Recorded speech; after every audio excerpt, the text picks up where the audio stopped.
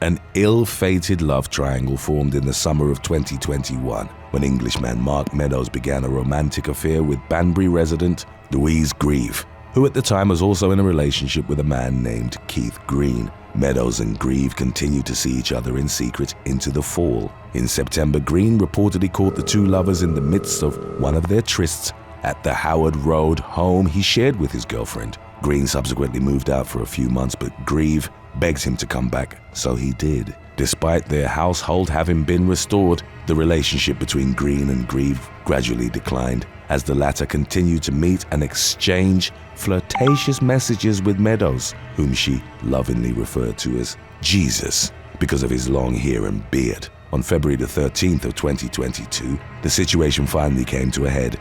Grieve, Meadows, and the latter's half-brother, Travis Gorton, had spent the night at a pub around the corner from the Howard Road residence. Shortly after 11 p.m., the trio went back to the house. While Grieve, who was reportedly intoxicated, went inside, Meadows and Gorton laid in wait for Green, who'd been relegated to sleeping in a shed outside the house itself. It was outside this shed that the half-brothers accosted the man, stabbing him at least 8 times before leaving him to die in the back garden. Gorton told an acquaintance, Ryan Cope, about the fatal altercation, saying, "It became a bit of a brawl, so I don't know if it was me or Mark or the both of us, but there were multiple stabs." Cope, who'd refused to aid the half-brothers in their plot to eliminate Meadows' love rival, contacted the police about what he'd heard. Officers showed up at Meadows' home in the early hours of the following morning. They reportedly came across one of the murder weapons as well as blood-stained clothes hidden near his bed. Both Meadows and Gorton were taken into custody on murder charges. The following month, Grieve was also arrested after investigators had analyzed text messages in which she'd allegedly inflamed the tensions between her dueling partners and did nothing to peacefully resolve the situation. In the end, both Meadows and Gorton were jailed for life, with their minimum terms set at 23 and 17 years respectively. Grieve, meanwhile, was found guilty of the lesser charge of manslaughter, for which she was given an 8-year prison sentence. Number 5.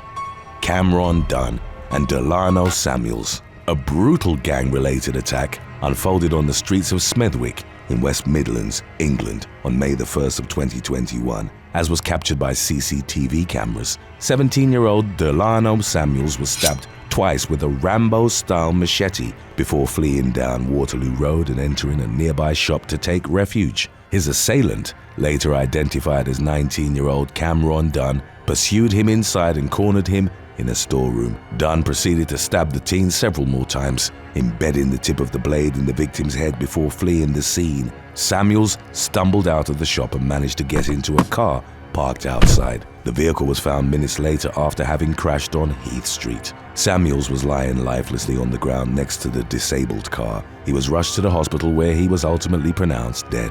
Investigators reviewed surveillance footage and identified Dunn as the perpetrator of the broad daylight attack. During the court proceedings, Dunn indicated he'd been acting in self-defense, but his claims were roundly disputed by the evidence presented. He was convicted of murder in March of 2022. A few months later, during a hearing at Wolverhampton Crown Court, Dunn was given a life sentence with the possibility of early release after 19 years. Number 4. Rachel Wade and Sarah Ludman. For several months, Florida women Rachel Wade and Sarah Ludman were entrenched in a contentious romantic rivalry, stemming from their mutual interest in a man by the name of Joshua Camacho. The latter had previously been involved with Wade before ending their relationship and sparking one up with Ludman. Police records indicated that law enforcement spoke with Wade 6 times regarding public confrontations of her ex within the first 6 months of his relationship with Ludman. The warring women routinely harassed one another, including by showing up at the other's place of work, as well as bombarding each other with threatening phone calls, texts, and voicemail messages. After months and months of vicious taunts and bickering, tensions finally reached a fever pitch. On the night of April the 14th of 2009, while Wade was out walking her dog, she allegedly heard a car honk, followed by Ludman yelling, "Stay away from my man." Wade subsequently exchanged heated text with Camacho,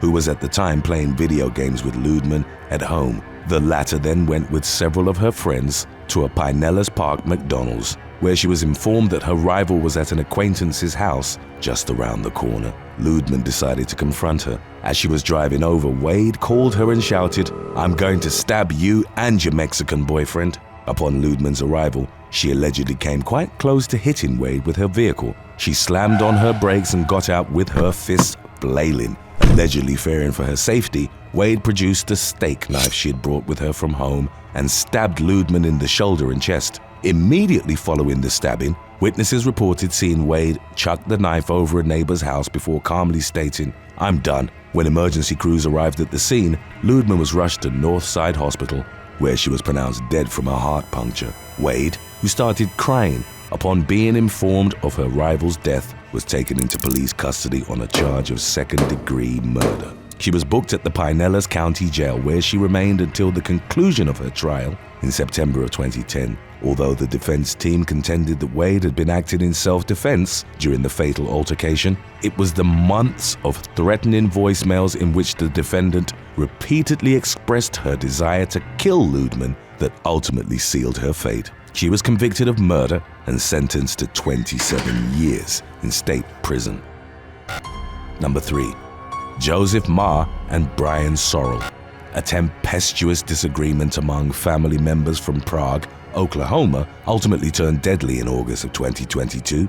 Court records revealed that Joseph Marr had been living in a camper parked on the north end of his mother's driveway on Summer Trail Road. On August the 2nd, however, Marr's mother and her boyfriend, Brian Sorrell, confronted the man about his drug use and reportedly asked him to leave the property. They locked the house to prevent Marr from going inside, which angered him and caused a heated argument to flare up. As tensions escalated, Marr's mother left to sit in her car while her son and Sorrell continued their shouting match. From her vantage point inside the vehicle, the woman told police she saw her son reach for a holstered firearm, then heard a gunshot ring out. Sorrell ran from the camper screaming that he'd been shot. His girlfriend called 911 after he began gasping for air and collapsed to the ground. By the time emergency medical services arrived, however, Sorrell had already succumbed to the gunshot wound. During questioning, Marr allegedly told police multiple different stories. At one point, he told them he blacked out and couldn't remember what happened, and that the gun just went off. He was detained at the Pottawatomie County Safety Center on a charge of first-degree murder. As of the case's latest updates, the legal proceedings were still ongoing. Number 2. Rowan Lee and Philip Talbot. British man Rowan Lee left home on April the 19th of 2021 after telling his wife Georgina he was going to visit his grandmother's grave, which was in fact a lie. 30-year-old Lee actually went out to find Philip Talbot, a man whom he suspected of being romantically involved with his wife. Talbot had reportedly met Georgina at the hospital where they both worked. They became close friends, which greatly upset Lee, who confronted his wife with accusations that she was having an affair. Georgina admitted to meeting up with Talbot and even exchanging explicit messages, but denied ever having intercourse with him. As time passed, Georgina and Talbot stayed in touch while Lee fell deeper and deeper into a depression, which was only worsened by his heavy drinking. On the 19th of April, having decided to eliminate the man he viewed as a love rival, Lee drove his wife's Ford Focus directly into Talbot's Vauxhall Astra on Bam Furlong Lane near Cheltenham. He then emerged from the vehicle with a knife in hand and attacked Talbot. The latter drove off, but Lee gave chase, eventually ramming into the victim's car again, sending it into a ditch. Lee then armed himself with an axe and attacked Talbot again, inflicting injuries to the man's hands and torso. Talbot fortunately survived, while his attacker was arrested on a charge of attempted murder. In court, Lee admitted that in the days leading up to the incident, he'd legitimately wanted to kill Talbot. However, on the day of the attack, he claimed to have had a change of heart and had gone after his rival with the sole intention of chopping his fingers off because they'd been all over his wife. Lee admitted malicious wounding as well as dangerous driving, but a jury found him not guilty of the attempted murder charge. In December of 2022, he was sentenced to an aggregate total of 7 years and 4 months behind bars. Number 1. Tashara Jackson and Jacqueline Nicole Shabazz.